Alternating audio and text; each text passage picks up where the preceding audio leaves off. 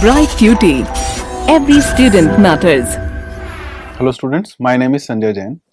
In this lecture we will learn about some more theorems about the circle. So let us start with first theorem here. The perpendicular from the center of a circle to a chord bisects the chord, which means let us say this is the circle and this is the center of the circle. If I take any chord, let us say this chord AB or this chord PQ, right? If I draw a perpendicular from this point O to this chord AB, then it will bisect this chord AB. Okay. Similarly, if I drop a perpendicular on PQ, which is another chord, it will bisect the chord PQ. Okay. So this is the theorem that perpendicular from the center of a circle to a chord bisects the chord. Let us say this is the circle.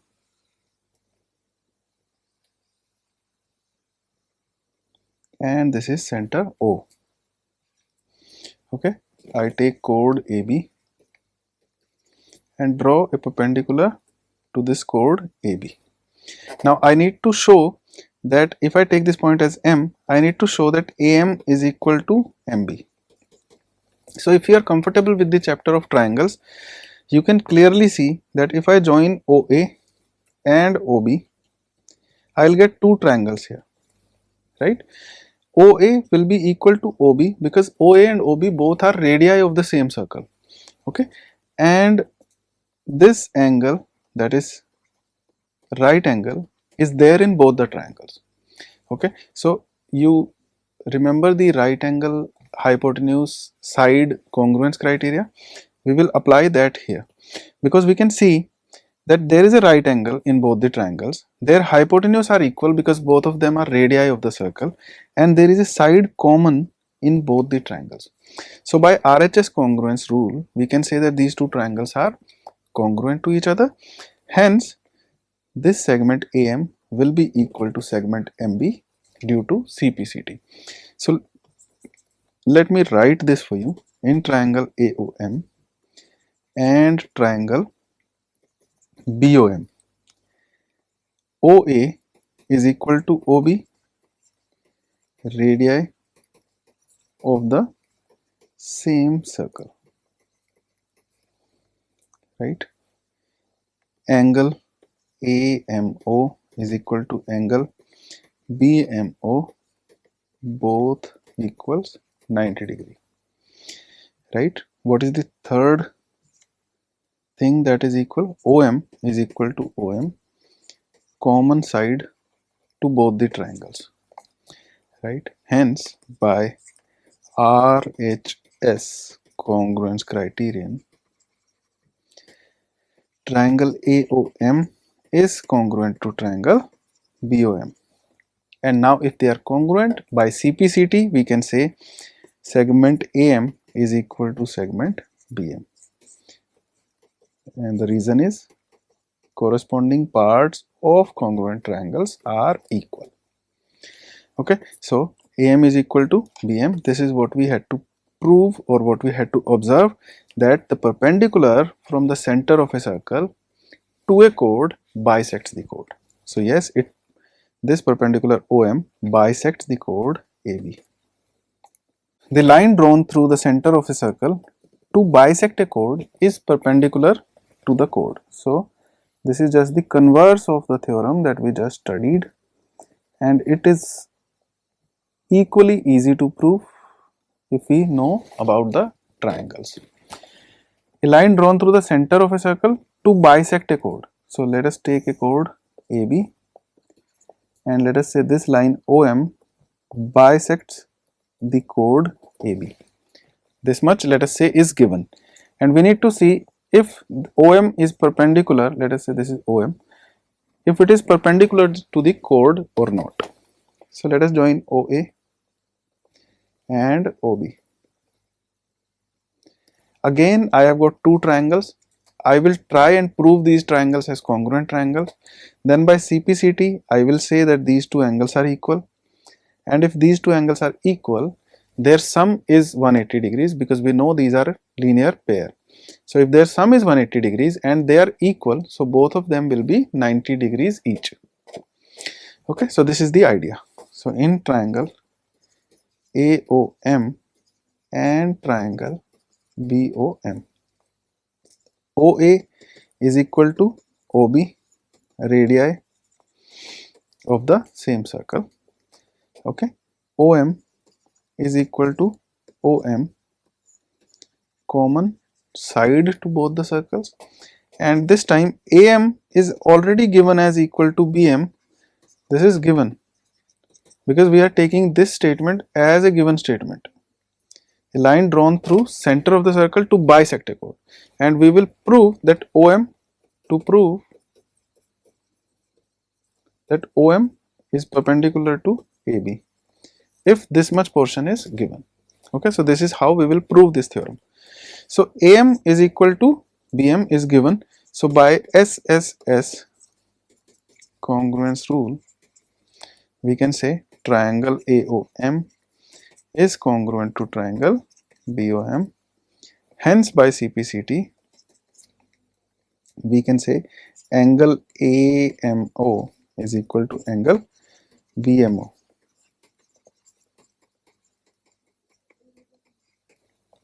Right?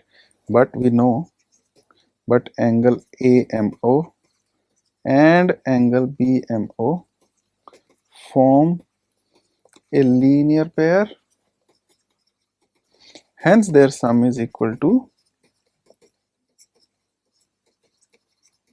180 degrees. Right, now these are equal and their sum is 180 degrees. So what I can do here is I can replace AMO by angle BMO. So angle BMO plus angle BMO is equal to 180. So twice of angle BMO is 180, hence angle BMO is equal to 90 degrees. So this angle here is 90 degrees. So obviously this is equal to this angle, so this will also be equal to 90 degrees. Hence I have proved that OM is perpendicular to AB. Hence OM is perpendicular to AB. Okay, so to prove a theorem, first you see which part you take as given part. So you mention it here. If it is given that line drawn through center is bisecting the chord, then you take the given data that AM is equal to BM. Right? So this is what is given, and to prove, you write that we need to prove OM is perpendicular to AB. Then you start the proof. Okay. Let us look at this theorem here. There is one and only one circle passing through three given non-collinear points. Let us say these are three non-collinear points A, B and C.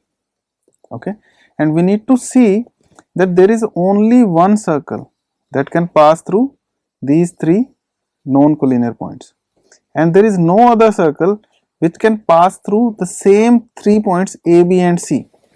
Okay, so there can be no different circle apart from this circle here which can pass through all these 3 points A, B and C.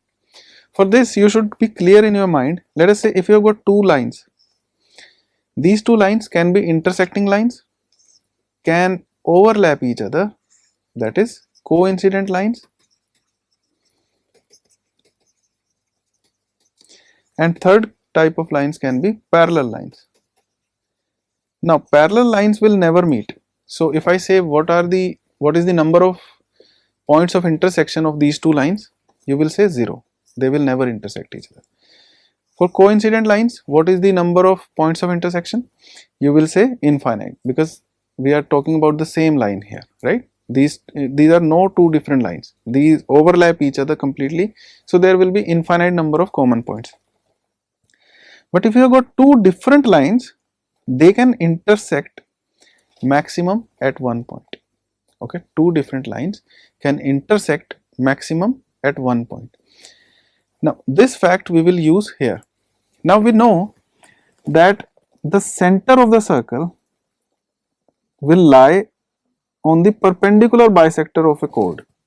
If I take chord AB and draw the perpendicular bisector, let us say this is the perpendicular bisector, that I have drawn of chord AB, I know the center will lie somewhere on this perpendicular bisector. Why? This is also clear from the line. Let us say line segment AB is there. Okay. So if I want all the points which are equidistant from point A and point B, you will say that these are the points which are equidistant from A and B. These all of these points lie on the perpendicular bisector of line segment AB. Why? Because we know that if we draw two triangles here, if we draw two triangles here, we know that this is perpendicular bisector, so this part is equal to this part is common in these two triangles, so this length or this distance will be equal to this distance, right? Similarly for this point, this is also equidistant from A and B. We can give the same reasoning here, right? So if I am looking for a point which is equidistant from two ends of a line segment, that point will lie on its perpendicular bisector, and we know that the center is equidistant from A and B also, right? The center, if I join with A or B, it will be a radius. OA will be a radius, OB will be a radius if O is the center. Okay, so I am looking for a point which is equidistant from A and B. Similarly, I am also looking for a point which is equidistant from B and point C, right? Because B and C are also on the circumference of circle. For that matter, any point on the circumference of circle will be equidistant from the center. Now I have got 3 points A, B and C. So I am looking for a point which is equidistant from all these 3 points. So a point equidistant from A and B will lie on the perpendicular bisector of AB, and a point equidistant from B and C will lie on perpendicular bisector of BC. And this is the point of intersection of these perpendicular bisectors. So this will be the center of the circle, okay, as it is equidistant from A, B and C. Now, how many such centers can we have? We know there is only one perpendicular bisector of BC, that is this line, okay, and this line here is perpendicular bisector of chord AB. So we have got two lines, and these two are different lines and they can intersect at maximum one point. So there will be only one such point which is equidistant from A, B and C simultaneously. Okay, so there will be a unique circle that passes through 3 known collinear points. Okay, so this is the reasoning for this theorem. I hope you have understood this.